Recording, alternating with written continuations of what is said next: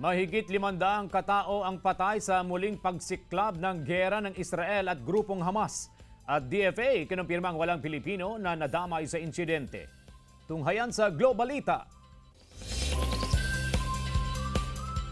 Sa ginawang airstrike ng Hamas, isang Islamic resistance movement mula sa Palestine, kita ang pagsabog at pagguho ng mga gusali sa Tel Aviv, Israel, October 7.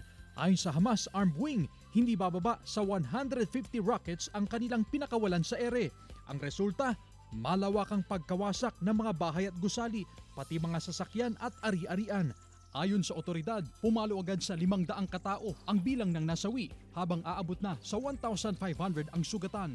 Bukod sa airstrike, sinabayan din ito ng ground assault ng Hamas. Sa huling ulat, tumugon na rin ng counter-attack ang Israel. Ayon naman sa Department of Foreign Affairs ng Pilipinas, walang napabalitang Pinoy sa Israel ang nadamay sa pagsabog.